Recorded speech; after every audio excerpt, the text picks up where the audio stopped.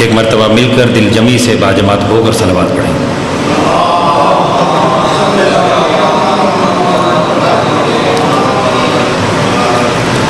اعوذ باللہ من الشیطان اللعین الرجیم، بسم اللہ الرحمن الرحیم، الحمد للہ رب العالمین، ثم الصلاۃ والسلام علی سیدنا صاحب التاج والمعراج والبراق والعلم، دافع البلاء والوباء والقحط والمرض والعلم، اسمہ مکتوب مشفوع منقوش فی اللوح والقلم، جسمہ مقدس مطہر منور فی البیت والحرم، نبی الحرمین امام القبلتین وسیلتنا فی الدارین جد الحسن والحسین مولانا ابی القاسم محمد صلوات۔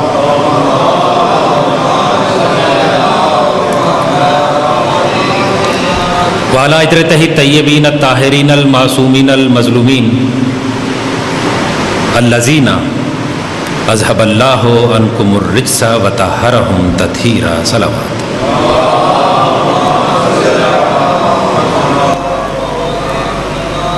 اما بعد، قال اللہ تبارک و تعالی فی کلامہ المجید و خطابہ الحمید و قولہ الحق، بسم اللہ الرحمن الرحیم، وَيَقُولُ الَّذِينَ كَفَرُوا لَسْتَ مُرْسَلًا قُلْ كَفَى بِاللَّهِ شَهِيدًا بَيْنِي وَبَيْنَكُمْ وَمَنْ عِندَهُ عِلْمُ الْكِتَابِ، مل کر بآواز بلند صلوات۔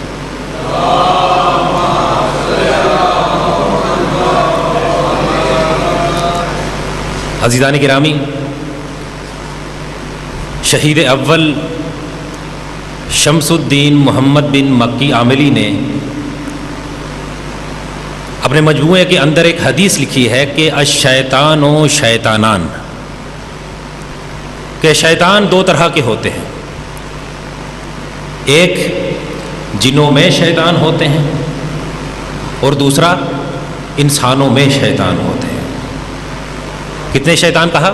الشیطان و شیطانان، شیطان دو طرح کے ہوتے ہیں، ایک انسانوں میں شیطان ہوتے ہیں، دوسرے جنوں میں شیطان ہوتے ہیں۔ وہ لکھتے ہیں کہ پیغمبر فرماتے ہیں جو جنوں والے شیطان ہوتے ہیں اگر ان کے سامنے لا حول ولا قوت پڑھا جائے تو وہ چلے جاتے ہیں، اور جو انسانوں والے شیطان ہوں اگر ان کے سامنے محمد و اہل بیت محمد پر درود پڑھا جائے تو وہ چلے جاتے ہیں۔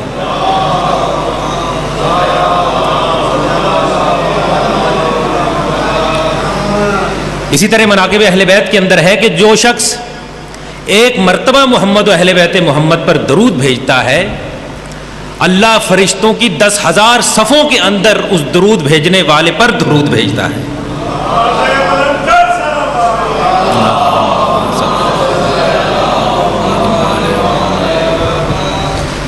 بغیر کسی تمہید کے آپ حضرات کی خدمت میں عرض کرتا چلوں کہ قرآن مجید فرقان حمید کی سورہ رعد کی آخری آیت، آیہ 43، آیہ نمبر 43 کے، جس میں اللہ رب العزت ارشاد فرما رہا ہے کہ وَيَقُولُ الَّذِينَ كَفَرُوا لَسْتَ مُرْسَلًا، کہ اے میرے حبیب کفار یہ کہتے ہیں کہ آپ اللہ کے رسول نہیں ہیں۔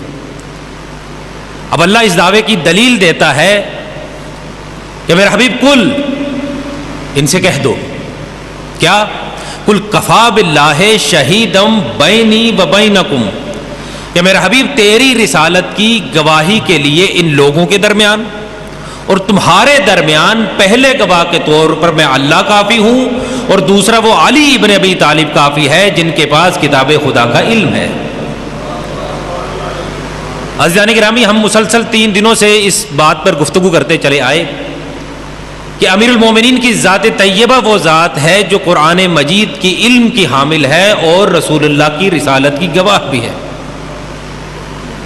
میں نے آپ کی خدمت میں عرض کیا کہ میرے مولا سے مختلف مقامات پر مختلف سوال کیے گئے کہ یا علی ہمیں اس سوال کا جواب دیجئے۔ میرے مولا نے بغیر کسی تاخیر کے ان کے سوالات کے جواب دیے۔ اور یاد رکھیے کہ میرے مولا کا خاصہ یہ تھا کہ جہاں پر علی سے ایک شخص نے اگر ایک آ کر سوال کیا تو مولا نے ان کے سوال کے جواب دیے، لیکن کچھ ایسے مرحلے بھی آئے کہ لوگوں نے مختلف طرح کے سوال کیے، علی نے ان کا ایک ہی جواب دیا، اور ایسا بھی موقع آیا کہ لوگوں نے ایک ہی سوال کیا، میرے مولا نے مختلف جواب دیے۔ آپ کا سنا ہوا واقعہ ہے، میں وہ پڑھنا نہیں چاہتا، صرف ایک جملے میں بات کو کر کے اگلی بات کی طرف آؤں گا۔ آپ کا سنا ہوا واقعہ ہے کہ میرے مولا سے پوچھا گیا کہ یا علی علم افضل ہے یا دولت؟ میرے مولا نے 10 مختلف افراد کو ان کے جوابات دیے، اور پھر آخری میں ارشاد فرمایا کہ اے لوگو ایھا السائلون، او سوال کرنے والو، اگر قیامت تک بھی لوگ مجھ سے سوال کرنے کے لیے آتے تو میں علی وہ ہوں کہ ہر سوال کرنے والے کو مختلف جواب دیتا۔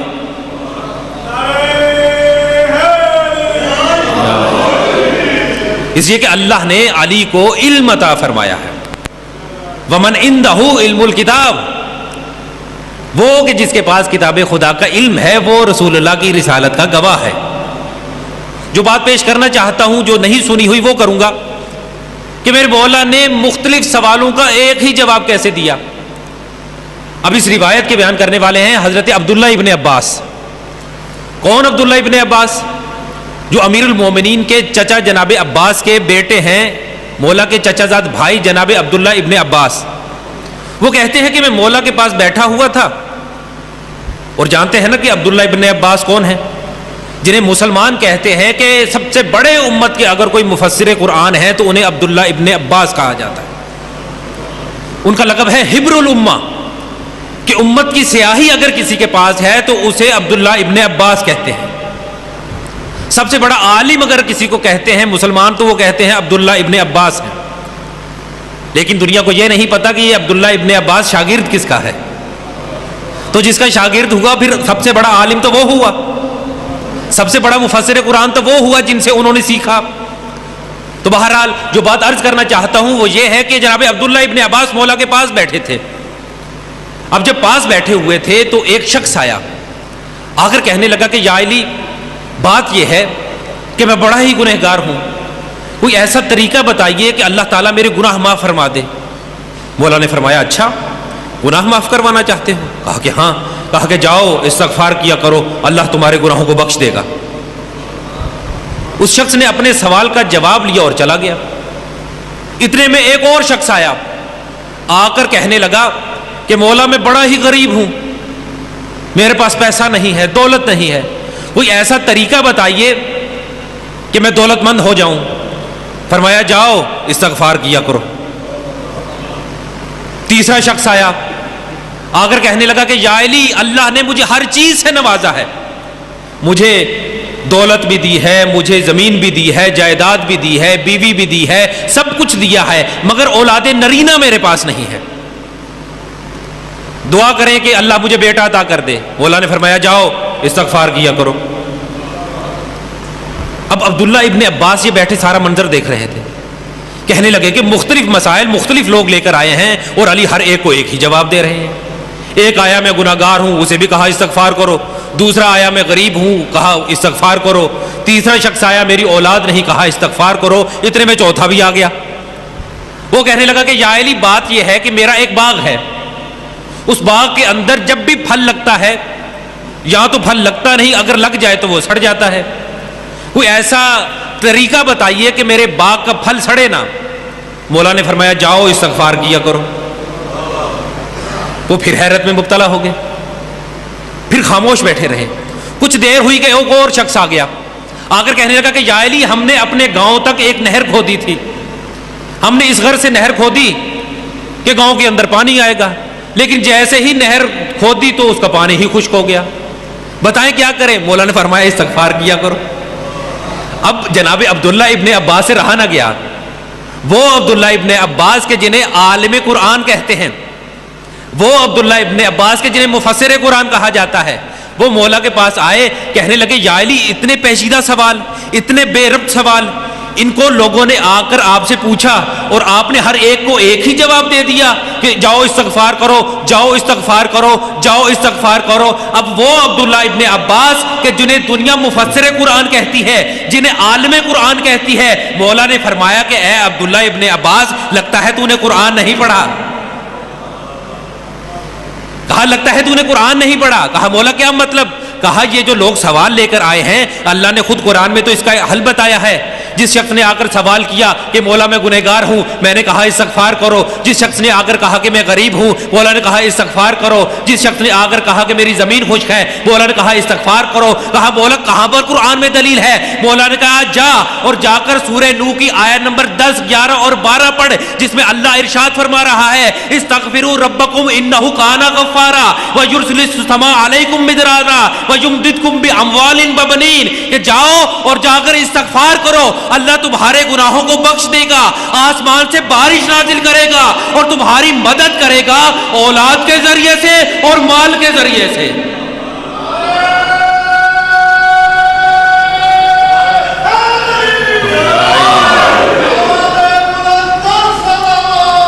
اللہم صلی علی محمد. تو پتہ چلا کہ مفسر قرآن کہلانا اور بات ہے, لیکن مفسر قرآن ہونا اور بات ہے.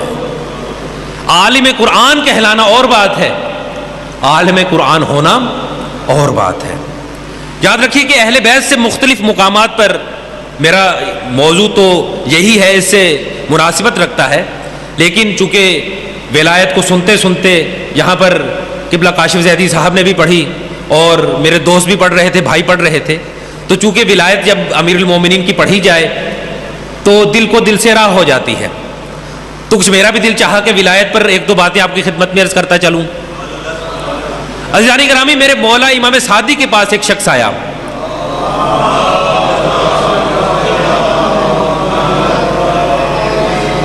آ کر کہنے لگا کہ مولا قرآن مجید کی سورہ تکاثر کی آخری آیت ہے جس میں اللہ ارشاد فرما رہا ہے ثم لتسألن یومئذ عن النعیم. لتسألن, لام تاکید اور نون تاکید, دو تاکیدیں ہیں اس میں. فرمایا کہ اللہ فرماتا ہے ثم لتسألن یومئذ عن النعیم, کہ اس دن, تاکید دو تاکیدیں ہیں, اس دن ضرور ضرور ضرور اللہ اس نعمت کے بارے میں سوال کرے گا.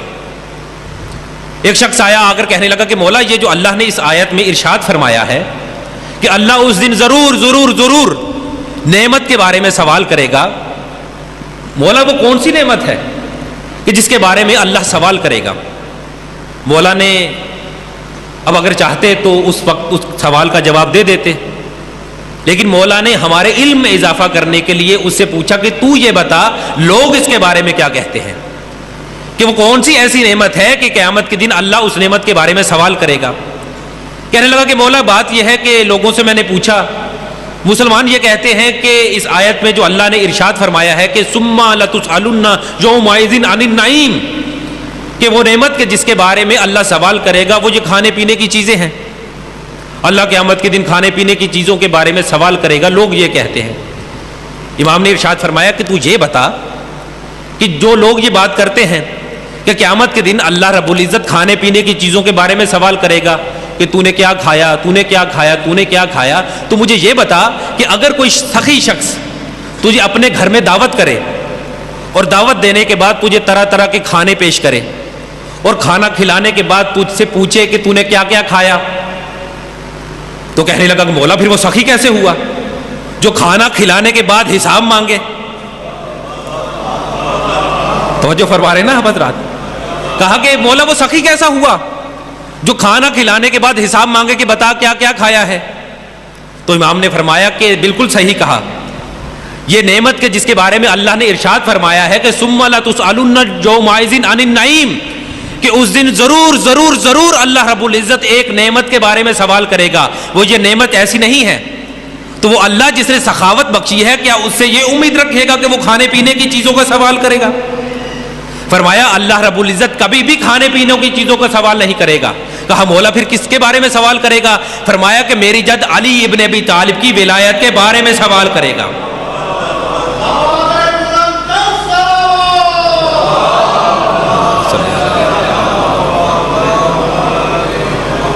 اب اس شخص نے کہا کہ مولا یہ کیسے ممکن ہے کہ آپ کی جد علی بن ابی طالب کی ولایت ایک نعمت ہے؟ اللہ نے فرمایا ہے. کہا قرآن میں کہاں پر ہے؟ کہا دلیل ہے. کہا کیسے؟ کہا جب امیر المومنین کی ولایت کا رسول اللہ نے روز قدیر اعلان کر دیا نا کہ من کنت مولا فہذا علی مولا، تو ایک مرتبہ اللہ نے آیت کو نازل کیا الیوم اکملت لکم دینکم واتممت علیکم نعمتی، کہ آج کے دن اللہ کا دین مکمل ہو گیا اور اللہ کی ساری نعمتیں بھی مکمل ہو گئی۔ فرمایا کہ وہ نعمت جو مکمل ہوئی تھی وہ میری جد علی ابن ابی طالب کی ولایت تھی۔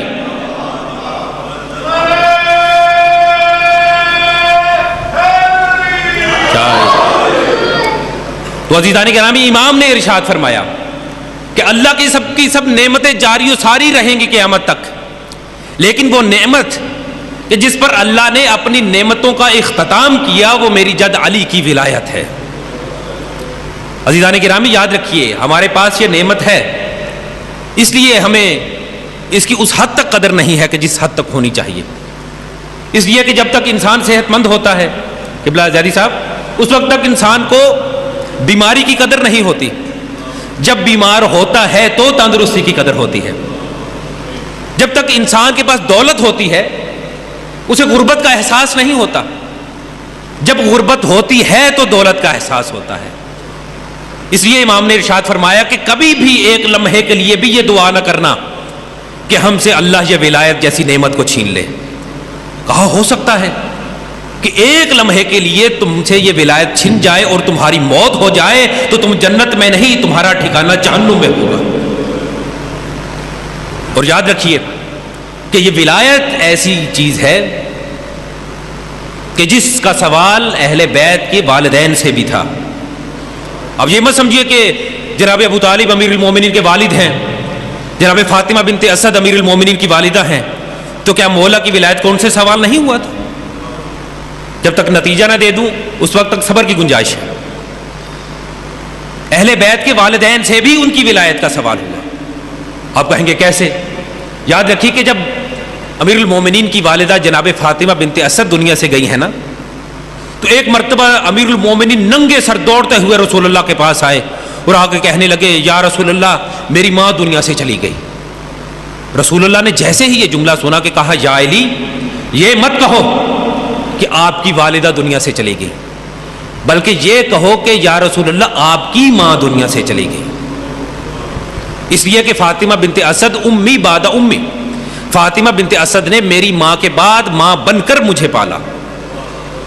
اب تاریخ سے بتاتی ہے کہ رسول اللہ نے اپنی ابا اتار کر اپنی چچی کو کفن کے طور پر دی اور خود قبر میں لیٹے اور قبر کی زمین پر ہاتھ مار کر کہا کہ خبردار، میری چچی تمہارے پاس آ رہی ہیں، اگر انہیں کسی قسم کا آزا یا درد پہنچایا تو قیامت کے دن تم جہنم میں جائے گی۔ اب تاریخ سے بتاتی ہے، آپ جانتے ہیں ہمارے مکتب میں 5 تکبیریں ہوتی ہیں نماز جنازہ کی، لیکن رسول اللہ نے اپنی چچی کے جنازے پر 40 تکبیرات پڑھائیں۔ وسائل الشیعہ کے اندر ہے کہ جب جناب جعفر طیار دنیا سے گئے تو رسول اللہ نے 70 تکبیرات نماز جنازہ پڑھائیں۔ جب جناب فاطمہ بنت اسد گئی تو ان کے جنازے پر آپ نے 40 تکبیرات پڑھائیں، حالانکہ 5 پڑھی جاتی ہیں۔ اب جب دنیا سے چلی گئیں انہیں دفن کر دیا گیا تو پیغمبر اپنی چچی کی قبر کے پاس بیٹھ کر رو رہے تھے۔ اصحاب نے دیکھا کہ پیغمبر گریہ کر رہے ہیں اپنی چچی کی قبر کے سرہانے بیٹھ کر، کہ ایک مرتبہ رسول اللہ نے کہنا شروع کر دیا ابنوں کے آپ کا بیٹا آپ کا بیٹا۔ اصحاب نے کہا یا رسول اللہ یہ کیا ماجرا ہے کہ ایک مرتبہ آپ نے کہنا شروع کر دیا آپ کا بیٹا آپ کا بیٹا؟ کہا کہ ابھی فرشتے میری چچی کے پاس آئے تھے، انہوں نے آ کر سوال کیا کہ من ربو کے، آپ کا رب کون ہے؟ میری چچی نے جواب دیا اللہ جلہ جلالہ ربی، کہ اللہ میرا رب ہے۔ اس کے بعد فرشتوں نے دوسرا سوال کیا من نبیوں کے، آپ کا نبی کون ہے؟ میری چچی نے میری طرف دیکھ کر گواہی دی کہ رسول اللہ میرے رسول ہیں۔ اس کے بعد فرشتوں نے سوال کیا من اماموں کے، تیرا امام کون ہے؟ تو ایک مرتبہ میری چچی نے میری طرف دیکھا، میں نے کہا چچی کہہ دیجئے ابنوں کے آپ کا بیٹا۔ تو پتا چلا کہ علی کی ولایت کو مانے بغیر جب علی کی ماں کا گزارا نہیں ہوتا تو عام انسان کا گزارا کیسے ہو سکتا ہے؟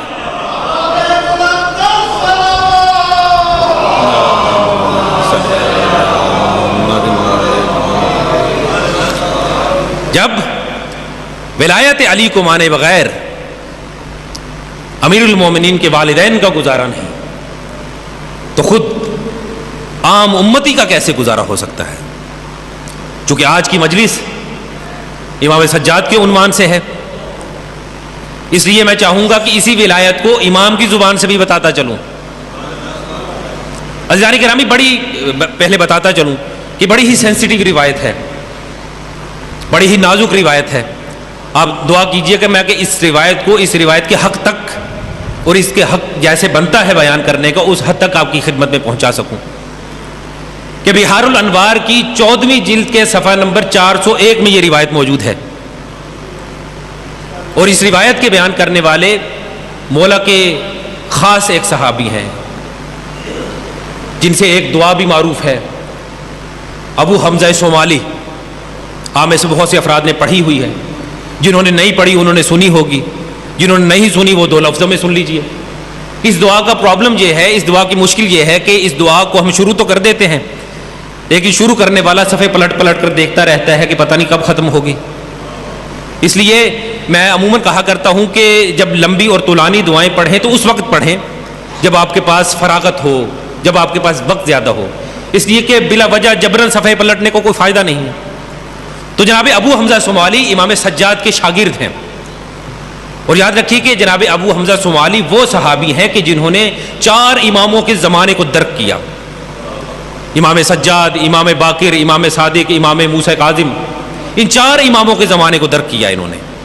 اور خود امام رضا ارشاد فرماتے ہیں کہ جناب ابو حمزہ صومالی امام سجاد کے شاگردوں میں وہی مقام رکھتے تھے جو رسول اللہ کے اصحاب میں جناب سلمان رکھتے تھے، اور جناب ابو حمزہ صومالی کو امام رضا نے ارشاد فرمایا کہ جناب لقمان جیسا مقام جناب ابو حمزہ صومالی کا ہے۔ تو یہ روایت جو میں بیان کرنا چاہتا ہوں، اس کے بیان کرنے والے جناب ابو حمزہ صومالی ہیں۔ وہ کہتے ہیں کہ میں امام سجاد کے پاس بیٹھا ہوا تھا کہ اتنے میں دخل عبداللہ ابن عمر الی امام سجاد، کہ اتنے میں ایک بڑے صحابی کا بیٹا عبداللہ ابن عمر امام سجاد کی خدمت میں آیا اور آ کر کہنے لگا کہ اے امام سجاد، میں نے سنا ہے کہ آپ محمد و آل محمد یہ کہتے ہیں کہ اللہ نے جو حضرت یونس علیہ السلام تھے ان کو مچھلی کے پیٹ میں اس لیے ڈالا تھا چونکہ ان سے ترک اولا ہوا تھا، اور وہ ترک اولا یہ ہوا تھا کہ انہوں نے آپ کی جد علی کی ولایت کو ماننے میں کچھ دیر توقف کیا تھا، کیا یہ بات صحیح ہے؟ امام نے کہا صحیح ہے، لیکن امام نے اس سے پہلے ایک جملہ ارشاد فرمایا، جب اس نے کہا نا کہ میں نے سنا ہے کہ آپ محمد و آل محمد یہ کہتے ہیں کہ حضرت یونس سے جو ترک اولا ہوا تھا، آپ یہ کہتے ہیں کہ اس کی وجہ یہ تھی کہ انہوں نے ہماری جد علی ابن ابی طالب کی ولایت کو ماننے میں کچھ دیر توقف کیا تھا، تو امام نے ارشاد فرمایا کہ تو سننا چاہتا ہے اس کا جواب یا دیکھنا چاہتا ہے؟ اس لیے کہ جب ایک شخص امام کے پاس آیا نا، امام سجاد کے پاس آ کر اس نے کہا کہ میں نے سنا ہے امام حسین کے بعد جو امام ہے وہ آپ کے چچا محمد حنفیہ ہے، تو امام نے ارشاد فرمایا کہ تو دیکھنا چاہتا ہے یا سننا چاہتا ہے؟ کہنے لگا دیکھنا چاہتا ہوں۔ امام نے کہا پھر اٹھ۔ وہ اٹھ کے کھڑا ہوا، امام قبرستان میں گئے، اپنے چچا محمد حنفیہ کی قبر کے سامنے کھڑا ہو کر کہا قم یا امی باذن اللہ، اے چچا اللہ کے حکم سے کھڑے ہو جائیے۔ تاریخ سے بتاتی ہے کہ ایک مرتبہ قبر کھلی، جناب محمد حنفیہ اٹھ کر کھڑے ہو گئے اور اٹھ کر کہنے لگے السلام علیک یا امام العصر والزمان، اے وقت کے امام آپ پر سلام ہو۔ اب جیسے ہی انہوں نے سلام عرض کیا، کہا کہ چچا بتائیے کہ میرے بابا حسین کے بعد امام وقت کون ہے؟ کہا کہ میں گواہی دیتا ہوں کہ امام حسین کے بعد اگر کوئی امام وقت ہے اور اس کائنات کا امام ہے تو وہ آپ امام سجاد ہیں۔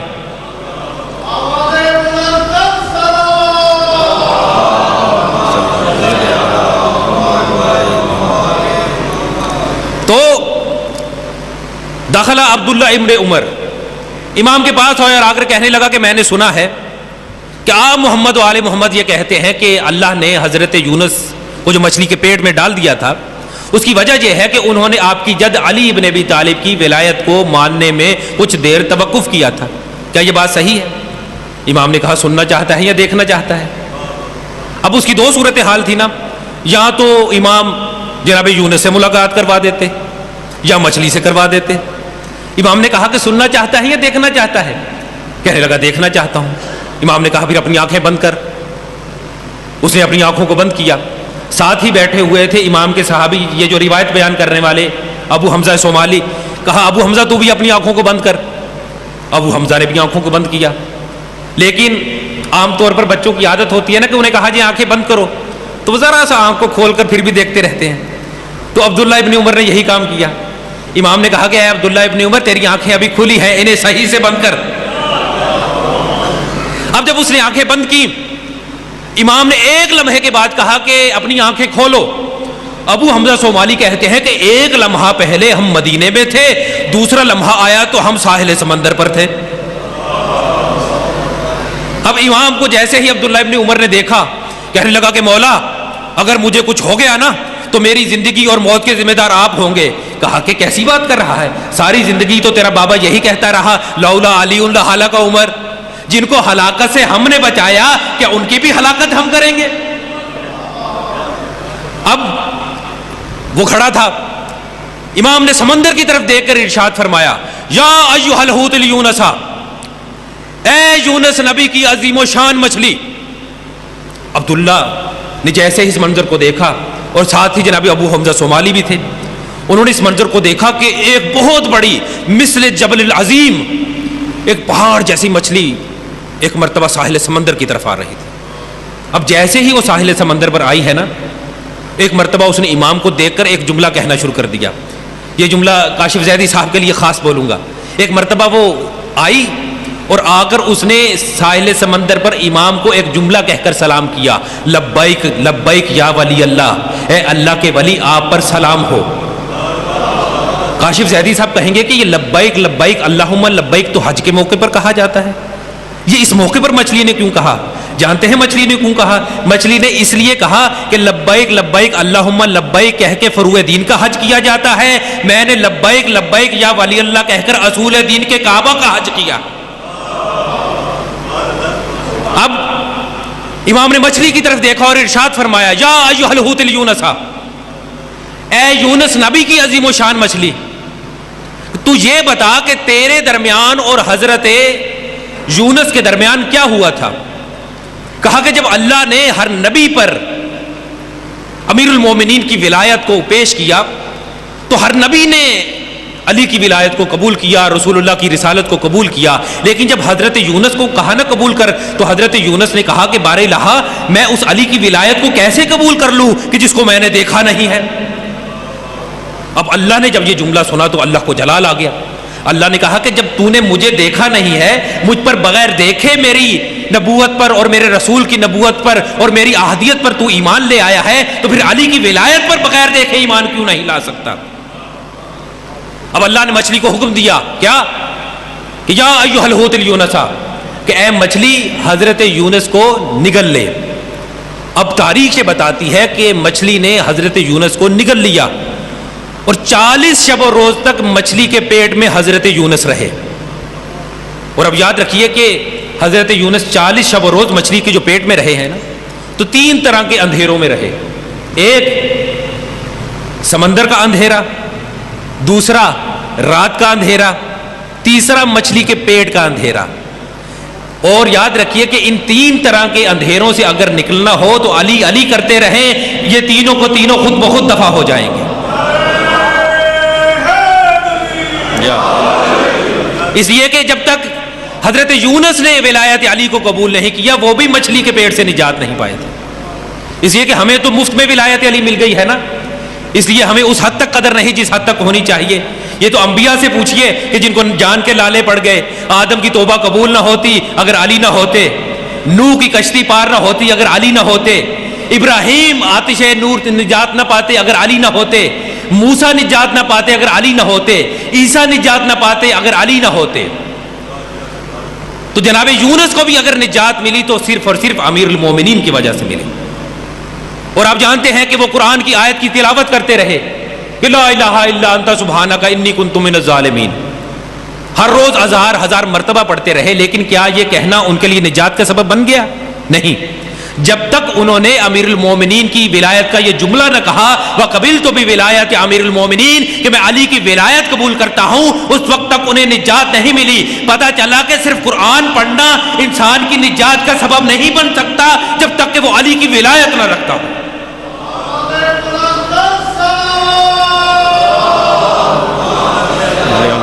محمد وعلی محمد۔ اب امام ارشاد فرماتے ہیں، اللہ اکبر،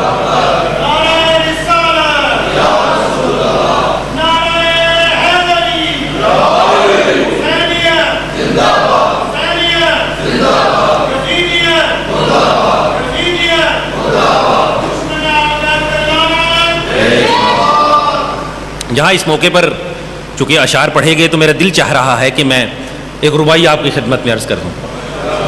شاعر کہتا ہے کہ علی کے طلبوں سے آگے بھلا میں کیا دیکھوں، علی کے طلبوں سے آگے بھلا میں کیا دیکھوں، مجھے تو عرش تک دکھائی دیتا ہے۔ علی کے طلبوں سے آگے بھلا میں کیا دیکھوں، مجھے تو عرش تک دکھائی دیتا ہے، سوائے نام علی کوئی اور نام یاد نہیں، میں کیا کروں مجھے اونچا سنائی دیتا ہے۔ ایک مرتبہ مل کر باواز بلند صلوات پڑھیں۔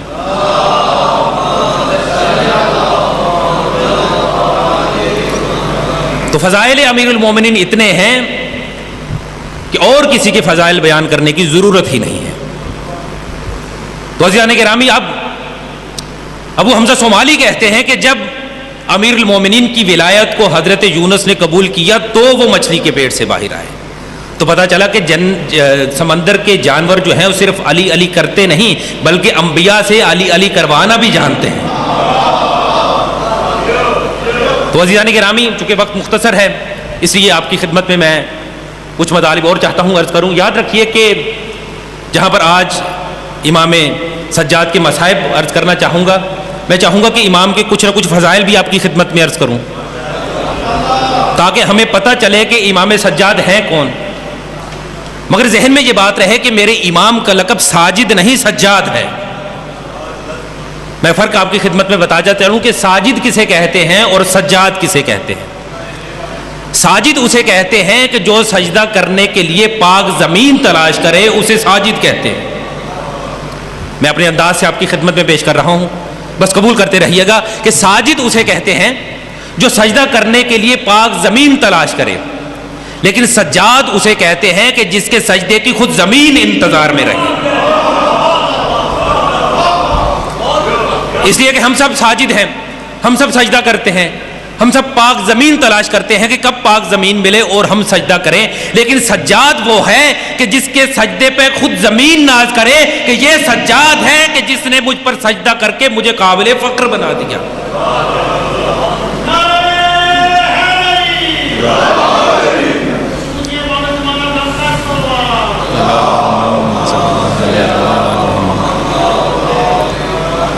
تو میرے امام کا لقب ہے زین العابدین، عابدوں کی زینت کو زین العابدین کہتے ہیں۔ سید الساجدین، سجدہ کرنے والوں کے سردار کو سید الساجدین کہتے ہیں۔ میرا چھٹا امام ارشاد فرماتا ہے کہ جب روز قیامت ہوگا سب انبیاء، اولیاء، اوصیاء اللہ کی بارگاہ میں ہوں گے۔ ایک مرتبہ اللہ ارشاد فرمائے گا آئین السید الساجدین، آئین الزین العابدین، کہ سجدہ کرنے والوں کا سردار کہاں ہے، سجدہ کرنے والوں کی زینت کہاں ہے۔ ایک مرتبہ سارے انبیاء، اولیاء، اوصیاء دیکھیں گے کہ سید الساجدین، زین العابدین سے مراد اللہ کی کون ہے۔ ایک مرتبہ امام فرماتے ہیں کہ جیسے ہی میری جد امام سجاد تشریف لائیں گے کہ سب انبیاء، اولیاء، اوصیاء ایک دفعہ مل کر گواہی دیں گے کہ واقعاً یہی زین العابدین ہے اور یہی سید الساجدین ہے۔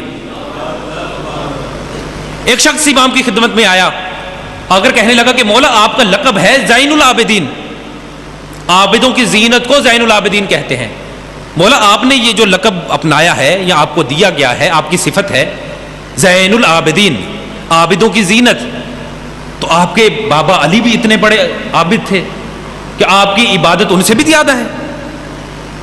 امام نے ارشاد فرمایا کیا تو نے میری جد رسول اللہ کی حدیث نہیں سنی؟ رسول اللہ نے ارشاد فرمایا تھا کہ ضربت علی فی یوم الخندق افضل من عبادت الثقلین، کہ علی کی ایک ضربت جو روز خندق علی نے لگائی تھی وہ قیامت تک کی جانے والی جن و انس کی عبادت سے زیادہ افضل ہے۔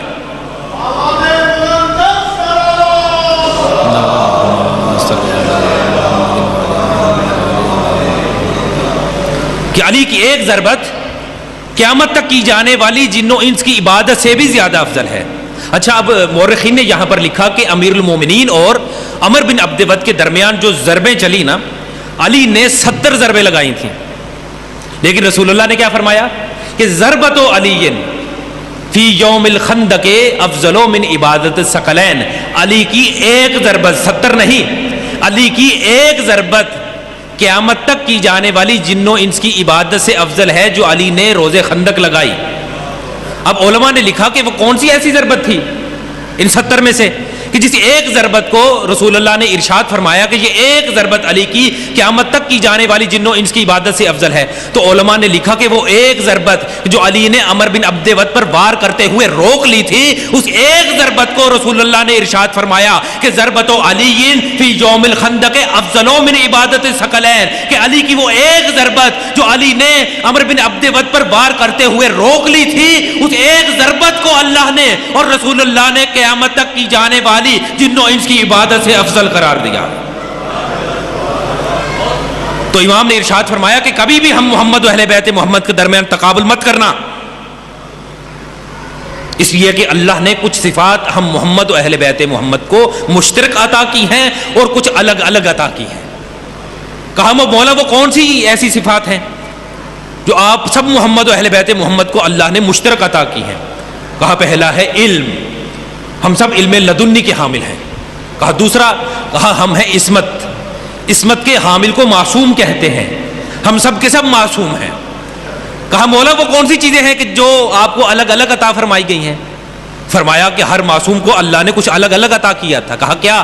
کہا جیسے رسول اللہ خاتم النبیین ہیں، سید الانبیاء ہیں، امیر المومنین سید الاولیاء ہیں، جناب سیدہ کیا ہیں بولیے گا، سید النساء العالمین، اور امام حسن اور حسین سید الشباب اہل الجنہ۔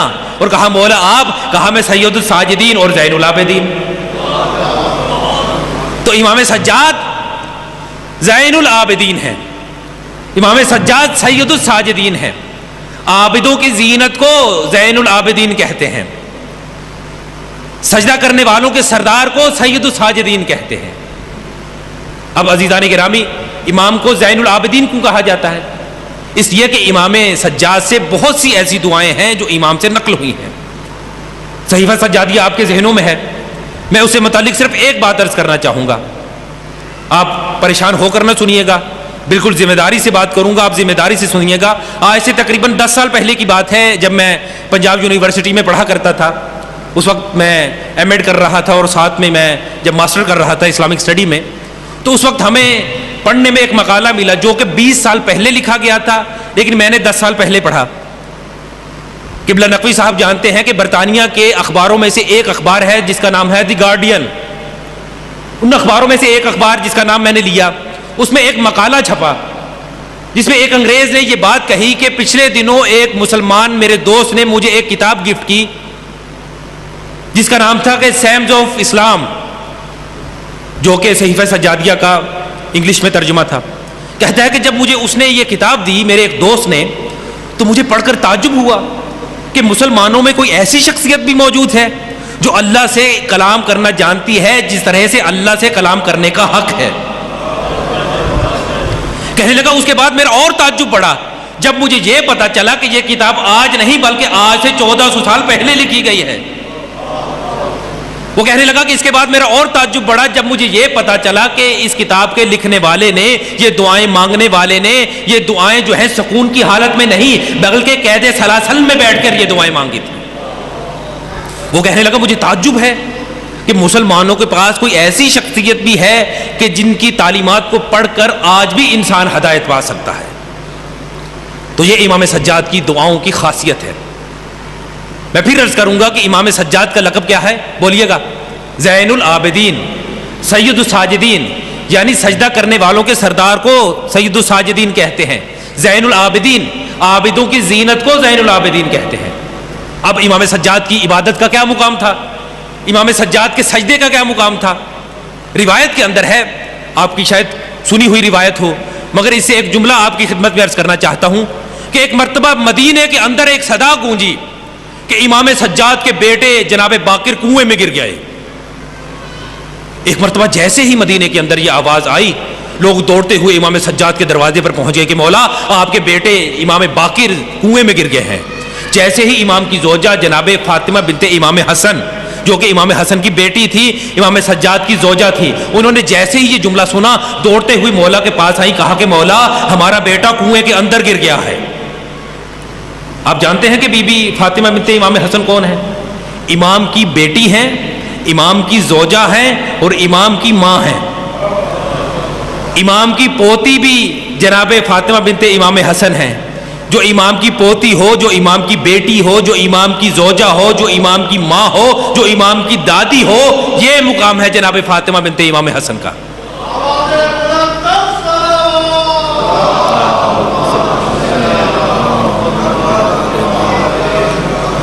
تو جب امام کو آ کر امام کی زوجہ نے یہ بتایا کہ مولا ہمارا بیٹا کنویں کے اندر گر گیا ہے، تو ایک مرتبہ بی بی نے دیکھا کہ امام تو سجدے کی حالت میں ہے۔ اب بی بی امام کا جواب کا انتظار میں وہاں پر بیٹھ گئی کہ جب مولا جواب دیں گے پھر میں کچھ کہوں گی۔ ایک مرتبہ امام سجدے سے اٹھے تو بی بی نے دیکھا کہ مولا کی آنکھوں میں آنسو ہیں، مولا نے دیکھا کہ بی بی کی آنکھوں میں آنسو ہیں۔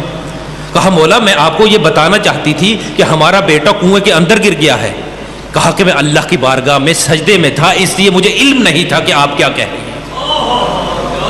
اس لیے کہ رسول اللہ کی حدیث ہے نا کہ الصلاۃ معراج المومن، کہ نماز مومن کی معراج ہے اور سجدہ نماز کی معراج ہے، اور جب انسان معراج میں ہوتا ہے تو پھر یہاں نہیں وہاں پر ہوتا ہے۔ اب چونکہ امام وہاں پر موجود تھے، اب جب امام کی نماز مکمل ہوئی امام نے ارشاد فرمایا کہ بتائیں کیا آپ بات ہے کنیز خدا؟ کہا کہ مولا ہمارا بیٹا کنویں میں گر گیا ہے۔ کہا پریشان ہونے کی کیا بات ہے، میں ابھی جاتا ہوں، ابھی اپنے بیٹے کو لے کر آتا ہوں۔ اب بی بی نے اپنی آنکھوں کو صاف کیا، کیوں؟ اس لیے کہ جب امام نے کہہ دیا، اس لیے کہ امامت کے گھرانے سے تھی، اسمت کبریٰ کے گھرانے سے تھی، پتہ کہ جب امام نے کہہ دیا کہ میں لے کر آ رہا ہوں اس کا مطلب ہے بیٹا آ کر رہے گا۔ اب ایک مرتبہ جیسے ہی مولا چلے تو لوگوں کا کنویں کے ارد گرد ایک ہجوم تھا۔ اب جیسے ہی لوگوں نے مولا کو آتے ہوئے دیکھا تو مولا کو راستہ دینا شروع کر دیا، بلکہ جملہ بدل کے کہوں لوگوں نے راستہ نہیں دیا بلکہ امامت نے خود بخود راستہ بنانا شروع کر دیا۔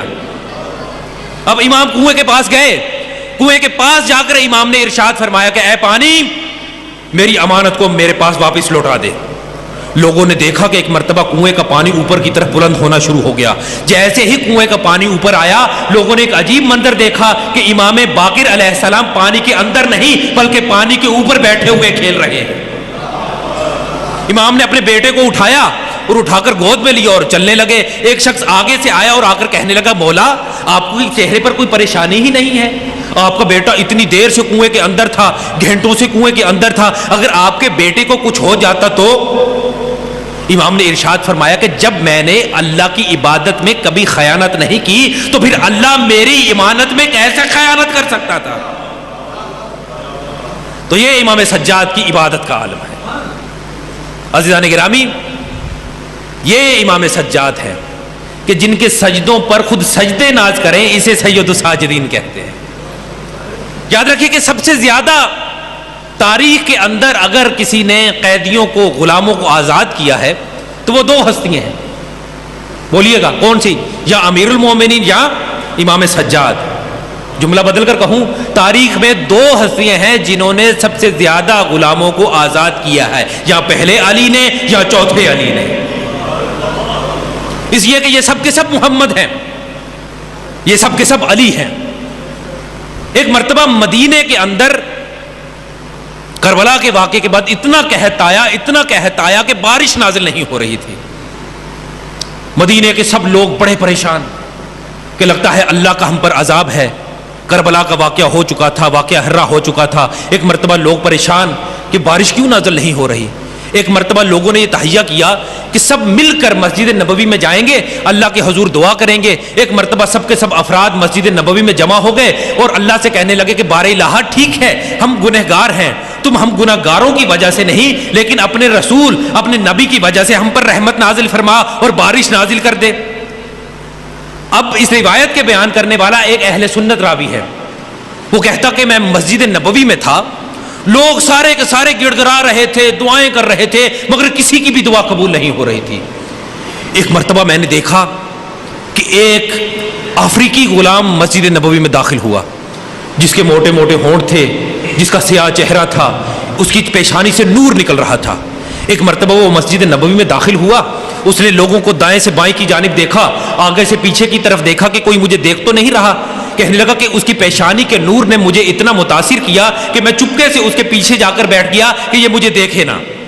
اب جب میں اس کے پیچھے جا کر بیٹھ گیا تو اس نے ایک مرتبہ چاروں طرف دیکھا کہ کوئی مجھے دیکھ تو نہیں رہا۔ اس نے ایک مرتبہ اپنے ہاتھوں کو بلند کیا اور ایک کلمہ کہا، ایک جملہ کہا کہ بار الہ، تجھے میرے آقا کا واسطہ کہ جس کا میں غلام ہوں، تو اس کے صدقے میں بارش نازل کر دے۔ اب وہ اہل سنت راوی کہتا ہے کہ میں نے دیکھا کہ اس نے جیسے ہی دعا کی، ایک مرتبہ آسمان سے چھم چھم بارش برسنے لگی۔ اس نے ایک مرتبہ دائیں بائیں آگے کی طرف پیچھے کی طرف دیکھا کہ مجھے کوئی دیکھ تو نہیں رہا۔ ایک مرتبہ جلدی سے اٹھا اور مسجد نبوی سے باہر چلا گیا اور پیچھے کی جانب بھی دیکھتا رہا کہ کوئی مجھے دیکھ تو نہیں رہا۔ اب وہ اہل سنت عالم اور راوی کہتا ہے کہ میں چپکے سے اس کے پیچھے گیا کہ آخر یہ ہے کون کہ جس کے آقا کے وسیلے سے آسمان سے چھم چھم بارش برسنے لگی۔ کہنے لگا میں اس کا تعاقب کرتا گیا، اس کے پیچھے پیچھے جاتا گیا کہ آخر دیکھوں کہ اس کا آقا کون ہے۔ کہتا میں چھپ چھپا کر اس کے پیچھے گیا، ایک مرتبہ میں نے دیکھا کہ وہ امام سجاد کے گھر میں چلا گیا۔ اب جیسے ہی امام سجاد کے گھر میں گیا میں سمجھ گیا کہ یہ امام سجاد کا غلام ہے۔ کہنے لگا کہ میں نے سوچا کہ کیوں نہ آج تو بارش ہو رہی ہے، کل موقع پا کر امام سجاد سے جا کر اس غلام کو مانگ لوں، اس لیے کہ امام سے جو کچھ بھی مانگا جاتا تھا امام عنایت فرما دیتے تھے۔ اب اس نے سوچا کہ اگلے دن میں کل جاؤں گا اور جا کر امام کی خدمت میں سوال کروں گا، امام مجھے غلام عطا کر دیں گے۔ وہ کہنے لگا اگلے دن صبح ہوئی، سورج نکلا، میں امام کی خدمت میں چلا گیا، کہا مولا میں آپ سے کچھ مانگنا چاہتا ہوں۔ امام نے کہا سلونی، سوال کرو، کیا مانگنا چاہتے ہو؟ کہا مولا مجھے آپ کا ایک غلام چاہیے۔ مولا نے حکم دیا کہ سارے کے سارے غلام جمع ہو جائیں۔ امام سجاد کے سب غلام جمع ہو گئے۔ مولا نے کہا کون سا غلام چاہیے؟ دیکھو۔ اس نے سب غلاموں کو دیکھا، ایک دفعہ دیکھنے کے بعد کہنے لگا کہ مولا جو غلام مجھے چاہیے وہ غلام تو ان میں سے ہے ہی نہیں۔ امام سجاد جب جملہ سنتے ہیں تو مسکراتے ہیں۔ کہا کہ اچھا، کہا وہ کون ہے جو اپنے آپ کو ہم سے چھپا رہا ہے؟ ایک مرتبہ سامنے آئے، اب وہ حبشی غلام، افریقی غلام مولا کے سامنے آ گیا۔ اب جیسے ہی اس راوی نے دیکھا نا کہ وہ افریقی غلام آ گیا، ایک مرتبہ کہنے لگا کہ مولا یہی غلام مجھے چاہیے۔ ایک مرتبہ جیسے ہی اس نے کہا نا یہی ہے، ایک مرتبہ ارشاد فرماتا ہے وہ راوی جس نے یہ روایت نقل کی، وہ کہتا ہے ایک مرتبہ جیسے ہی میں نے امام کی طرف دیکھ کر کہا مولا یہی غلام مجھے چاہیے، ایک مرتبہ اس افریقی غلام نے اپنے ہاتھوں کو آسمان کی طرف اٹھایا اور ایک جملہ کہا کہ بار الہ میں نے تیری بارگاہ میں وعدہ تجھ سے کیا تھا کہ جب تک زندہ رہوں گا امام کی خدمت کرتا رہوں گا۔ اب بار الہ دو ہی حل بچتے ہیں، یا تو میری اس دعا کو پورا کر دے یا تو مجھے موت عطا کر دے۔ اب وہ راوی کہتا ہے کہ جیسے ہی اس نے دعا کی دوسرے لمحے وہ زمین پر گر کے مر گیا۔ کیوں گرا؟ کیونکہ اللہ نے اس کی دعا کو قبول کر لیا تھا۔ اب یہ راوی کہتا ہے کہ میں نے امام سجاد سے پوچھا کہ مولا اسے کیا ہوا؟ امام نے کہا تو نہیں جانتا، تو نے میرا کتنا بڑا نقصان کر دیا۔ کہا مولا کیا مطلب؟ کہا کہ یہ میرے اصحاب میں سے ایک صحابی تھا جو کہ مستجاب الدعویٰ تھا۔ مستجاب الدعویٰ سمجھتے ہیں؟ جس کی ہر دعا قبول ہو اسے مستجاب الدعویٰ کہتے ہیں۔ وہ اہل سنت راوی کہتا ہے کہ میں پوری زندگی پچھتاتا رہا کہ کاش میں اس سے کہہ دیتا کہ میرے حق میں کوئی دعا کر دے، لیکن میں کہوں گا کہ اے جاہل، تو امام کے غلام کے بارے میں یہ سوچ رہا ہے کہ وہ تیرے حق میں دعا کر دیتا، تو امام کو کہہ دیتا وہی تیرے حق میں دعا کر دیتا۔ تو عزیزان گرامی، دامن وقت میں چونکہ گنجائش ختم ہو چکی ہے، اس لیے اپنے موضوع کو مکمل کروں کہ ولایت علی اور ہماری ذمہ داریاں۔ ہماری ذمہ داریوں میں سے ایک ذمہ داری یہ ہے کہ ہم گناہوں سے پرہیز کریں۔ کتاب کا نام ہے مجالس فاخرہ، جس کے لکھنے والے علامہ حسین بخش جاڑا صاحب ہیں۔ اس کے اندر وہ یہ روایت لکھتے ہیں کہ امام سجاد کے پاس ایک شخص آیا، آگر وہ کہتا ہے امام سے کہ مولا میں بڑا گنہگار ہوں، میں بڑا تکلیف میں مبتلا ہوں، بڑا پریشانی میں ہوں، آپ میری مشکل کو حل فرمائیں۔ مولا نے فرمایا میں مشکل کشا ہوں، بتاؤ کیا مشکل ہے؟ کہا مولا میں بڑا گنہگار ہوں، گناہ میری زندگی میں اس قدر رچ بس گیا ہے کہ اب میں گناہ چھوڑنا بھی چاہوں تو نہیں چھوڑ سکتا۔ مولا نے کہا تو مشکل کشا کی بارگاہ میں آیا ہے نا، پھل میں بتاتا ہوں، عمل تو کر، جتنے مرضی گناہ کرتا رہے اللہ تیرا مواخذہ نہیں کرے گا۔ کہنے لگا اچھا کیسے؟ امام نے ارشاد فرمایا کہ کیا چاہتا ہے؟ کہنے لگا میں گناہ بھی کرتا رہوں، اللہ میرا مواخذہ بھی نہ کرے، قیامت کے دن اللہ مجھ سے سوال بھی نہ کرے۔ امام نے فرمایا بڑا آسان طریقہ ہے۔ کہا کیا؟ کہا اللہ کا رزق کھانا چھوڑ دے، اللہ کا رزق کھانا چھوڑ دے، پھر جتنے مرضی چاہے گناہ کر، اللہ قیامت کے دن تجھ سے سوال نہیں کرے گا۔ کہنے لگا مولا یہ کیسے ممکن ہے؟ اس کائنات میں اللہ کے سوا تو کوئی رازق ہے ہی نہیں کہ جس کا میں رزق کھاؤں۔ کائنات کا خالق وہ ہے، مالک وہ ہے، رازق وہ ہے، اگر میں اس کا رزق نہیں کھاؤں گا تو کس کا کھاؤں گا؟ مولا کوئی اور طریقہ بتائیں۔ مولا نے کہا اور طریقہ پوچھ لو۔ کہنے لگا کیا؟ مولا نے فرمایا تو ایسا کام کر کہ اللہ کی کائنات سے باہر نکل جا، پھر جتنے مرضی گناہ کر اللہ تجھ سے سوال نہیں کرے گا۔ کہنے لگا مولا یہ بھی کیسے ممکن ہے؟ میں اللہ کی بارگاہ سے کیسے باہر جا سکتا ہوں؟ کہا کیوں؟ کہا کہ آپ کی جد علی نے دوائے کمیل میں تو یہ جملہ ارشاد فرمایا تھا کہ لا یمکن الفرار من حکومتک، کہ بار الہ تیری حکومت کے دائرے سے کوئی بھی باہر نہیں نکل سکتا۔ مولا نے کہا پھر؟ کہا مولا کوئی اور طریقہ بتائیں۔ مولا نے کہا اور سن۔ کہا کیا؟ کہا کوئی ایسی جگہ تلاش کر کہ جہاں اللہ تجھے دیکھ نہ رہا ہو۔ کہا یہ بھی ناممکن ہے۔ کہا کیوں؟ کہا اللہ قرآن میں خود کہتا ہے کہ لا یدرکہ الابصار وہو یدرک الابصار، کہ اللہ کو کوئی آنکھ نہیں دیکھ سکتی مگر اللہ ہر آنکھ کو دیکھتا ہے۔ کہا مولا یہ بھی ناممکن ہے۔ کہا کہ پھر تو ایسا کر کہ جب ملک الموت تیری روح قبض کرنے کے لیے آئے نا تو اس کے سامنے ڈٹ کر کھڑا ہو جانا، دروازے پر ڈنڈا لے کے کھڑا ہو جانا اور کہنا کہ میں نہ تجھے اندر جانے دوں گا نہ تجھے روح قبض کرنے دوں گا۔ کہا مولا یہ بھی ناممکن ہے۔ کہا کیوں؟ کہا کہ جو اللہ کی طرف سے روح قبض کرنے کے لیے آیا ہو میری کیا جرت کہ اسے منع کر سکوں؟ کہا مولا کوئی اور طریقہ بتائیں۔ کہا کہ اچھا اور سن لو۔ کہا کیا؟ کہا کہ جب قیامت کے دن فرشتے تجھے دھکیل کر جہنم میں لے کر جا رہے ہوں تو جہنم میں جانے سے انکار کر دینا۔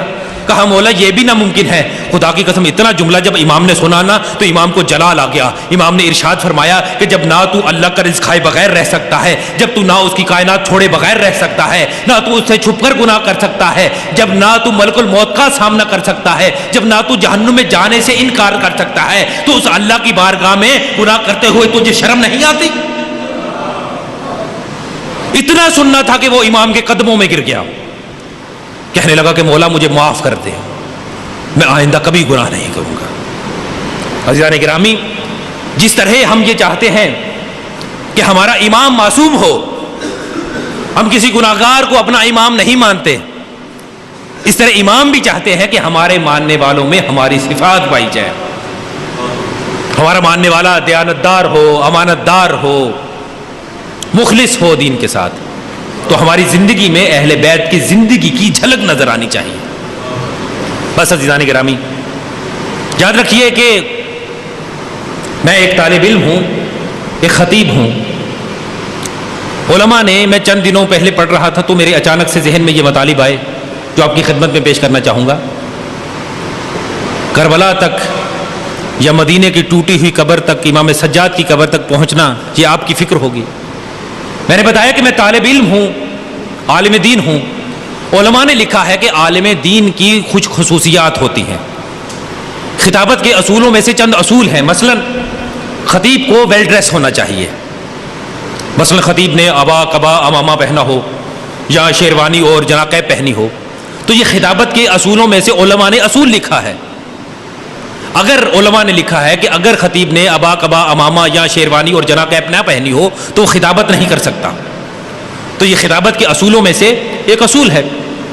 اسی طرح علماء نے لکھا کہ خطابت کے اصولوں میں سے ایک اصول یہ ہے کہ خطیب کے پاس پانی پڑا ہونا چاہیے، اس لیے کہ خطابت کرتے ہوئے خطیب کا گلا خشک ہو جاتا ہے۔ اگر خطیب کا گلا خشک ہو جائے تو وہ مطالب نہیں پہنچا سکتا، اگر اس کا گلا تر ہوگا تو وہ آسانی سے گفتگو کر سکتا ہے۔ یہ بھی خطابت کے اصولوں میں سے ایک اصول ہے۔ اور اصول بتاؤں؟ اور خطابت کے اصولوں میں سے ایک اصول یہ ہے کہ خطیب کے ہاتھ کھلے ہونے چاہیے۔ آپ مصائب تک پہنچ گئے ہیں، یہ جملہ آپ کے لیے کافی ہے۔ ضروری ہے کہ خطابت کے اصولوں میں سے یہ ایک اصول ہے کہ خطیب کے ہاتھ کھلے ہونے چاہیے۔ اسی طرح خطابت کے اصولوں میں سے ایک اصول یہ ہے کہ خطیب ہر بات اپنی زبان سے نہیں پہنچا سکتا، ضروری ہے کہ خطیب کے گلے میں توق نہ ہو۔ تاکہ خطیب آنکھوں میں آنکھیں ڈال کر بات کر سکے۔ آپ جانتے ہیں کہ جب خطیب خطابت کر رہا ہوتا ہے تو اس کے ماتھے پر، چہرے پر پسینہ آ جاتا ہے، آپ مجھے بھی دیکھ سکتے ہیں۔ ضروری ہے کہ خطیب کے ہاتھ کھلے ہوں تاکہ خطیب اپنے چہرے پر سے پسینہ صاف کر سکے۔ بس عزادارو، یہ رونے کے لیے یہی جملہ کافی ہے۔ مجھے سوچ کر بتائیے کہ اس خطیب کی خطابت کیا ہوگی کہ جس کے ہاتھ میں ہتھکڑیاں تھیں، پیروں میں بیڑیاں تھیں، گردن میں طوق تھا، کمر جھکی ہوئی تھی، اس کے بال سفید ہو چکے تھے۔ مجھے سوچ کر بتائیے کہ اس خطیب کی خطابت کیا ہوگی۔ آپ جانتے ہیں کہ اگر کسی کے گھر میں کسی کی وفات ہو جائے، اگر کسی کے گھر میں کوئی میت پڑی ہوئی ہو، تو آپ اس کے وارثوں کو جا کر دیکھیے، رو رو کر ان کے گلے خشک ہو جاتے ہیں، رو رو کر ان کے گلے بیٹھ چکے ہوتے ہیں۔ اگر کوئی ان سے پوچھے نا کہ صاحب یہ جو گلا ان کا بیٹھا ہوا ہے یہ کیا وجہ ہے، وہ آپ کو بتائیں گے کہ رو رو کر ان کے گلے بیٹھ چکے ہیں۔ مجھے سوچ کر بتائیے کہ میرا مولا سجاد کتنا مظلوم ہے کہ کربلا سے لے کر کوفہ تک، کوفہ سے لے کر شام تک جس نے اتنے خطبے دیے، اور اس حالت میں خطبے دیے کہ جس کے 18 ہاشمی نوجوان کربلا کے میدان میں مارے گئے۔ یہ مظلوم امام ہے کہ جو 35 سال تک خون کے آنسو بہاتا رہا۔ عزادارو، یاد رکھیے گا کہ کربلا کا ہر شہید یا کائنات کے ہر معصوم کی شہادت کا ایک مقام ہے۔ امیر المومنین پر ایک ضربت لگی، مسجد کوفہ میں آپ کی جائے شہادت ہے۔ امام حسین پر ہزاروں ضربیں لگیں، مگر امام حسین کی ایک جائے شہادت ہے۔ جناب علی اکبر، جناب علی اصغر کی ایک جائے شہادت ہے۔ جناب عباس کی شہادت کا ایک مقام ہے۔ لیکن جملہ کہنے دیجئے، یہ جملہ ہی آپ کے رونے کے لیے کافی ہے کہ میرا امام سجاد وہ مظلوم امام ہے کہ جس کی ایک جائے شہادت نہیں ہے۔ کربلا سے لے کر کوفہ تک، کوفہ سے لے کر شام تک ہر مقام پر میرا یہ امام مارا جاتا رہا۔ عزادارو، یاد رکھیے گا، روایت کے اندر ہے اور علماء نے بھی یہ لکھا ہے کہ 5 ایسی ہستیاں ہیں کہ جو بہت زیادہ روئی ہیں۔ جتنا یہ ہستیاں روئی ہیں کائنات میں ان سے زیادہ کوئی نہیں رویا۔ پہلی سب سے زیادہ رونے والی ہستی کا نام حضرت آدم ہے، جو جنت کے فراق میں حابیل کے غم میں اتنا زیادہ روئے، اتنا زیادہ روئے کہ ان کی آنکھوں کے نیچے، رخساروں کے اوپر نہروں کے نشان بن گئے۔ دوسری سب سے زیادہ رونے والی ہستی کا نام جناب یعقوب ہے، جو یوسف کے غم میں اتنا روئے، اتنا روئے، اتنا روئے کہ ان کی آنکھیں سفید ہو گئیں۔ تیسری سب سے زیادہ رونے والی ہستی کا نام حضرت یوسف ہے، جو زندان میں اتنا روتے تھے، اتنا روتے تھے کہ قیدی جو زندان میں تھے انہوں نے بادشاہ سے التجا کی کہ اے بادشاہ، یا ہمارا زندان تبدیل کر دے یا یوسف کا زندان تبدیل کر دے، ہم یوسف کے رونے کو برداشت نہیں کر سکتے۔ چوتھی سب سے زیادہ رونے والی ہستی کا نام جناب سیدہ ہے کہ جن کی عمر 18 سال تھی، کمر جھکی ہوئی تھی، سر کے بال سفید ہو گئے تھے۔ اور پانچویں سب سے زیادہ رونے والی ہستی کا نام امام سجاد ہے کہ جن کی عمر 22 سال تھی، کمر جھکی ہوئی تھی، سر کے بال سفید ہو گئے تھے۔ ایک شخص جب آیا نا امام صادق کے پاس، اس نے آ کر پوچھا کہ مولا، جناب یعقوب کا غم کتنا زیادہ تھا؟ امام نے ارشاد فرمایا کہ اگر 70 ماؤں کی گودوں میں ان کی آنکھوں کے سامنے ان کے بچوں کو ذبح کر دیا جائے اور ان 70 ماؤں کے غموں کو اکٹھا کیا جائے تو ایک جناب یعقوب کا غم بنتا ہے۔ پھر ارشاد فرمایا، اور جملہ کہنے سے پہلے امام 3 مرتبہ اٹھے اور 3 مرتبہ بیٹھے۔ کہا مولا آپ 3 مرتبہ کیوں اٹھے، آپ 3 مرتبہ کیوں بیٹھے؟ کہا کہ اگر جناب یعقوب کے غم کو 70 درجے بڑھا دیا جائے تو میری دادی جناب زہرا کا غم بنتا ہے۔ پھر امام کا امامہ کھل کر امام کے گلے میں آ گیا۔ امام نے ارشاد فرمایا کہ اگر میری دادی زہرا کے غم کو 70 درجے بڑھا دیا جائے تو میری جد امام سجاد کا غم بنتا ہے۔ کہا مولا کیوں؟ کہا کہ جب میرا جد امام سجاد شام کا بازار عبور کر رہا تھا نا، تو شام کا بازار عبور کرتے کرتے میری جد کو 3 دن لگ گئے تھے۔ کہا ایک موقع تو ایسا آیا کہ اتنا زیادہ ہجوم تھا کہ میری جد اتنی غریب ہو گئی تھی کہ میری پھوپھی کو بیٹھ بیٹھ کر چلنا پڑا۔ بس عزادارو، ایک کتاب کا نام ہے گریز ہے مداحی۔ مجھے 10 منٹ چاہیے آپ کے، اس کے بعد آپ سے اجازت چاہوں گا۔ ایک کتاب ایران میں چھپی ہے جس کا نام ہے گریز ہے مداحی، جس کے لکھنے والے ہیں محمد ہادی مہین دوست۔ اس کے اندر وہ عجیب جملہ لکھتے ہیں کہ امام سجاد جب بھی بازار سے گزرتے تھے نا اور امام کی نظر گوشت پر پڑ جاتی تو میرا مولا سجاد سینے پر ماتم کرتا ہوا کہتا، ہائے میرا بابا حسین جو کربلا کے میدان میں بے گور و کفن مارا گیا۔ روایت کے اندر ہے کہ ایک مرتبہ امام سجاد بازار میں سے گزر رہے تھے، ایک قصاب اپنے گوشت پر کپڑا ڈالنا بھول گیا۔ ایک مرتبہ جیسے ہی امام گزرے نا تو امام نے گوشت کو دیکھ کر ماتم کرنا شروع کر دیا۔ وہ دوڑتا ہوا امام کے پاس آیا اور آ کر ہاتھ جوڑ کر کہتا ہے کہ مولا مجھے معاف کر دے۔ کہا کیا ہوا؟ کہا مولا میں گوشت پر کپڑا ڈالنا بھول گیا تھا۔ امام نے ارشاد فرمایا کہ اے میرے صحابی سن، میرے سوال کا جواب دے۔ کہا مولا کیا؟ کہا جب تو جانور کو ذبح کرنا چاہتا ہے تو کیا اس کو ذبح کرنے سے پہلے پانی پلاتا ہے؟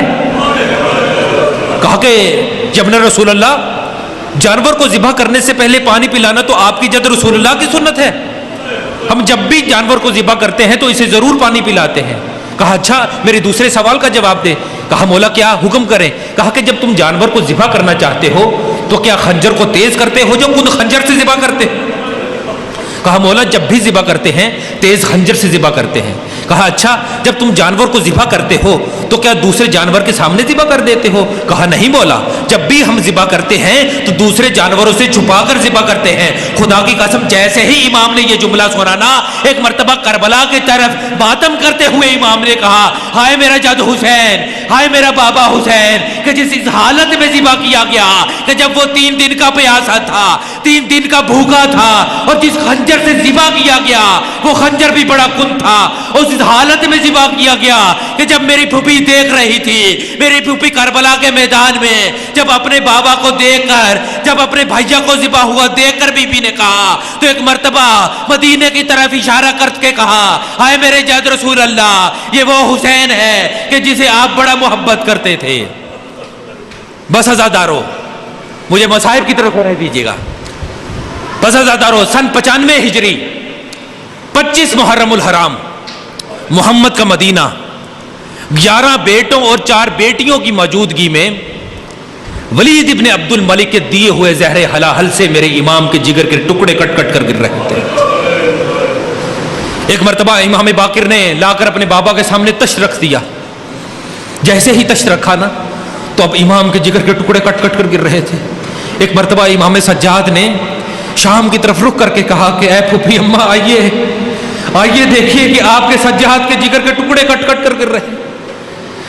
بس عزادارو ایک مرتبہ جب امام کے جگر کے ٹکڑے کٹ کٹ کر گر رہے تھے نا تو امام کی سب سے چھوٹی بیٹی کہ جن کا نام فاطمہ تھا وہ اپنے بابا کے قدموں کو آ کر پکڑ کر کہتی ہے، بابا 35 سال تک آپ کی آنکھوں سے خون بہتا رہا، ہم نے آپ کا خون تو برداشت کر لیا لیکن بابا آپ کے داہنے اقدس سے آپ کے جگر کے ٹکڑے کٹتے ہوئے ہم سے برداشت نہیں ہو رہے۔ جیسے ہی امام نے بیٹی کا جملہ سنا نا ایک مرتبہ بیٹی کو کہا کہ بیٹی میرے قریب آ۔ بیٹی کو قریب بلوایا، سینے سے لگا کر کہا کہ بیٹی تو بڑی خوش نصیب ہے، تو بڑی مقدر والی ہے۔ کہا کہ ہائے میری بہن سکینہ، ہائے میرے بابا حسین کا تعویذ سکینہ کہ جس اس حالت میں مارا گیا کہ جب میرے بابا حسین کے اس گلے کو کاٹا جا رہا تھا۔ بس عزادارو مجھے 10 منٹ دیجیے گا۔ اور امام کی ساری بیٹیاں دیکھ رہی تھیں، امام کے سارے بیٹے دیکھ رہے تھے کہ امام سجاد علیہ السلام کبھی دائیں کروٹ لیتے ہیں کبھی بائیں کروٹ لیتے ہیں اور امام سجاد کا سر امام باقر کی گود میں ہے۔ ایک مرتبہ امام سجاد نے کہا کہ بیٹا مجھے زمین پر لٹا دو۔ کہا بابا آپ بستر پر کیوں نہیں لیٹنا چاہتے ہیں؟ کہا بیٹا مجھے حیا آتی ہے کہ میرا بابا حسین کربلا کے میدان میں گرم ریت پر مارا جائے اور میں سجاد بستر پر شہید ہوں۔ بس عزادارو ایک مرتبہ امام کو زمین پر لٹا دیا گیا۔ اب امام کی سب بیٹیاں جمع تھیں، امام کے سب بیٹے جمع تھے۔ امام نے اپنے بیٹے امام باقر کے سر پر ایک مرتبہ دستار امامت رکھی، ایک مرتبہ سب بیٹیوں کو وصیت کی، سب بیٹوں کو وصیت کی اور کہا کہ بیٹا یہ ساری میری بیٹیاں تیرے حوالے، یہ سب کے سب بیٹے تیرے حوالے۔ اور ایک مرتبہ جیسے ہی امام کی آنکھیں بند ہوئی نا امام باقر نے کربلا کی طرف رخ کر کے کہا، اے کربلا والو تمہارا ماتم ہی دنیا سے چلا گیا، اے کربلا والو تمہارا ماتم کرنے والا دنیا سے چلا گیا، اے کربلا والو تمہاری مجالس کا بانی دنیا سے چلا گیا۔ بس عزادارو ایک مرتبہ جیسے ہی امام کی شہادت ہوئی ہے نا عزادارو، ایک مرتبہ امام نے پردے کو اویزہ کر دیا تاکہ اپنے بابا کو غسل دیں۔ بس عزادارو جیسے ہی غسل دینے کا وقت آیا ہے نا، میرا دل کہتا ہے امام سجاد نے کربلا کی طرف رخ کر کے کہا ہوگا بابا حسین مجھے معاف کر دے، میں آپ کو غسل نہ دے سکا، میں آپ کو کفن نہ دے سکا، لیکن آج میرا بیٹا مجھے غسل بھی دے رہا ہے، مجھے کفن بھی دے رہا ہے۔ بس عزادارو ایک مرتبہ امام باقر نے اپنے بابا کو جیسے ہی غسل دینا چاہا نا، ایک مرتبہ امام باقر جیسے ہی پردے کے پیچھے گئے ہیں تو ایک مرتبہ امام باقر دوڑتے ہوئے باہر آئے اور ماتم کرنے لگے۔ بہنوں بھائیوں نے پوچھا بھیا کیا ہوا؟ کہا کہ آج مجھے پتا چلا کہ ساری زندگی بابا اپنی گردن پر کیوں عبا رکھتا تھا۔ کہا بھیا کیوں رکھتا تھا؟ کہا اس لیے رکھتا تھا، آج مجھے پتا چلا کہ توق پہن کر میرے بابا کی گردن کا گوشت ختم ہو چکا تھا۔ ایک مرتبہ امام سجاد کے بیٹے امام باقر نے کہا کہ بابا کی گردن پر گوشت ختم ہو چکا تھا، میرے بابا کی گردن پر اتنے نشان تھے کہ آج پتا چلا کہ میرے بابا کی گردن پر نشان کیوں تھے، ساری زندگی میرا بابا تازیانے کھاتا رہا۔ بس عزادارو آخری جملے کہہ کر میں مصائب کو ختم کروں گا۔ عزادارو یاد رکھیے گا کہ جب امام کی شہادت ہو گئی نا، امام کو دفنانے کے لیے جیسے ہی امام کے بیٹے نے امام کا جنازہ اٹھایا اور جنازہ اٹھا کر چلنے لگے تو امام کی سب سے چھوٹی بیٹی جناب فاطمہ اپنے بھیا باقر کے پاس آتی ہیں اور آ کر کہتی ہیں بھیا باقر میری ایک آخری وصیت ہے۔ کہا کہ کیا کہنا چاہتی ہو؟ کہا کہ میں یہ کہنا چاہتی ہوں کہ میرے بابا کو کہاں دفن کرنا چاہتے ہو؟ کہا کہ بقیہ میں۔ کہا کہ بھیا میرے بابا کو کیا رسول اللہ کے پہلو میں دفن نہیں کیا جا سکتا؟ جیسے ہی امام نے اس جملے کو سنا ماتم کرتے ہوئے جو جملہ کہا کہ بہن ہم نے ایک کو دفن کرنا چاہا تھا لیکن امت نے اس پر 70 تیر لگا دیے تھے، اب نہ علی کی بیٹیاں موجود ہیں نہ میرے بابا میں اتنا دم ہے کہ میرے بابا ان تیروں کو سہ سکے۔ بس عزادارو ایک مرتبہ امام سجاد کو جنت البقیع میں لایا گیا، جنت البقیع میں لا کر امام کو امام حسن کے پہلو میں دفن کیا گیا۔ بس عزادارو آخری جملہ کہوں گا، آپ کی زحمت کو تمام کروں گا۔ جب امام کو دفن کر دیا گیا نا عزادارو تو ایک مرتبہ میں ایک جملہ کہوں گا کہ امام باقر کا بیٹا امام جعفر ہے لیکن امام سجاد وہ مظلوم ہے کہ جن کی زندگی پر بھی بہت ظلم ہوئے لیکن ان کی شہادت پر بھی بہت ظلم ہوئے۔ آپ کہیں گے کیوں؟ میں کہوں گا کہ میرے مولا سجاد نے کہا ہوگا مولا میرے بابا آپ بڑے خوش نصیب ہیں، ٹھیک ہے میں آپ کو کفن نہ دے سکا، ٹھیک ہے میں آپ کو غسل نہ دے سکا، لیکن بابا آج آپ کی قبر پر سارے زائرین آتے ہیں، آ کر آپ کی قبر پر پرسہ دیتے ہیں، آپ کی قبر پر آپ کی زیارت کرتے ہیں، لیکن بابا میں بڑا مظلوم ہوں، میری قبر پر آج سایہ بھی نہیں ہے، آج کوئی زائر آ کر زیارت نہیں کر سکتا، آج کوئی آ کر وہاں پر ماتم نہیں کر سکتا۔ الا لعنۃ اللہ علی القوم الظالمین فسیعلم الذین ظلموا۔